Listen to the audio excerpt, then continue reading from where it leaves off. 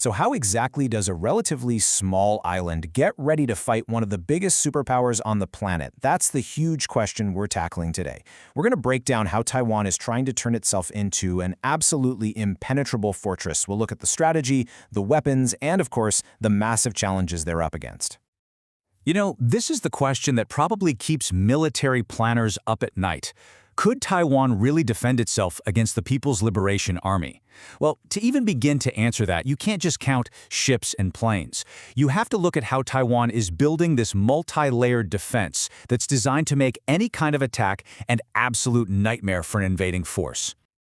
Okay, so before we talk about a single missile or a single soldier, we have to start with the foundation of the fortress itself. And for Taiwan, that foundation is literally stone, soil, and sea. The island's incredibly challenging geography is its first, and you could argue, its most powerful line of defense. I love this quote because it totally reframes the whole conflict. See, it's not just army versus army. It's an invading force going up against an entire island that is, by its very nature, hostile to invasion. The terrain itself becomes a weapon, which means the fight starts long before the first boot ever hits the ground. Just let that sink in for a second. The vast majority of the island isn't some flat, open plain. No, it's a massive, jagged spine of mountains that acts as this huge natural barrier. Trying to move a big, mechanized army across that kind of landscape, it would be a complete logistical catastrophe, forcing them into these predictable, easy-to-defend choke points. So this presents a kind of tactical dead end for any invader. I mean, let's say they make it across the strait. Where do they land? If they storm a city, they get bogged down in brutal house-to-house urban combat right away. But if they try for the countryside, they're totally exposed in wide-open rice paddies. There are just no good options. A natural fortress is a fantastic start, right? But you need some seriously sharp quills to make an attacker think twice. And that brings us to Taiwan's famous Porcupine Strategy, just loading up on advanced, mobile, and super lethal weapons to make the cost of any attack unbearably high. This number right here is absolutely critical. Thanks to a special defense budget they passed back in 2021, Taiwan has massively ramped up its ability to build its own missiles. And get this, they hit their goal of making over 1,000 missiles a year, 2 years ahead of schedule. This is all about self-reliance and speed, getting weapons in hand way faster than waiting for foreign sales. And just look at the variety here. They're rolling out anti-ship missiles to target a navy, land attack missiles to strike from far away, and really tough air defense systems to protect the island itself. These aren't just defensive tools, not at all. They're designed to inflict the maximum amount of pain on any invading force, no matter which way it comes. Now this is where the strategy gets really smart. I mean, look at the efficiency. By building their own Tiancong 3 system, Taiwan gets a missile that's nearly twice as fast as the American Patriot, with pretty much the same capability for a fraction of the cost. This is a total game changer, letting them build a dense and super effective defense network that would just be unaffordable otherwise. Okay, so technology and terrain are vital, no doubt, but a fortress is really just a pile of rocks and steel without its defenders, and that leads us to the most critical and honestly the most debated part of Taiwan's strategy, its soldiers and maybe most importantly, its reserve forces. This chart really shows both a huge strength and a potential weakness all at once. See, on paper, Taiwan has over 700,000 reservists ready to go. But in reality, only a tiny fraction of them actually get any recall training in a given year.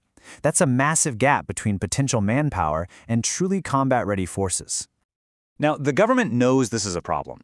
They're bringing back 1-year mandatory military service, which is a huge step up from the 4-month period that everyone criticized.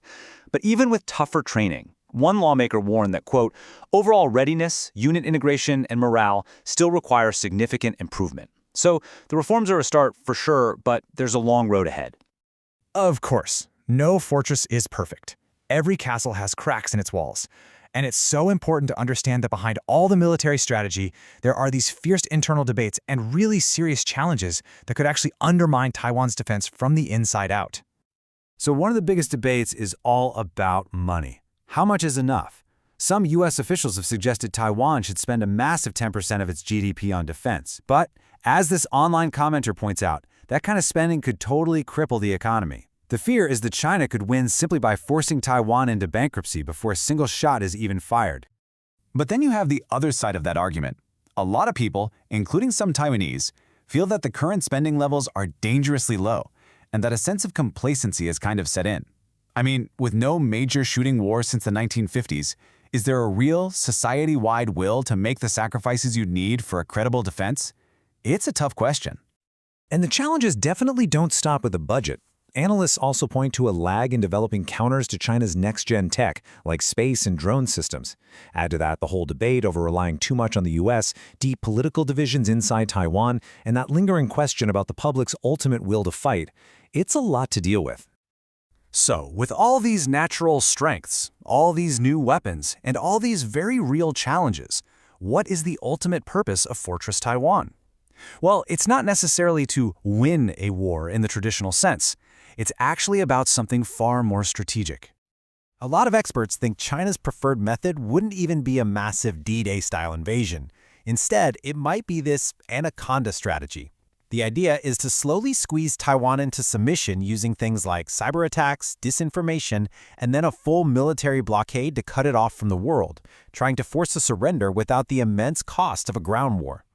And this, right here, is the core of the whole fortress concept. The goal is deterrence. By arming itself with thousands of missiles and getting its people and terrain ready for a fight, Taiwan wants to make the price of any aggression, whether it's a full-on invasion or that anaconda-style blockade, simply too high for Beijing to handle. The whole idea is to put China's own grand ambitions, like its national rejuvenation, at risk. And that leaves us with the ultimate question, doesn't it? By combining natural defenses, a high-tech arsenal, and a new focus on its people, has Taiwan made itself so tough that an attack is just no longer worth it? Is the price of trying to take the island, in both blood and treasure, now just too high for Beijing to even consider paying?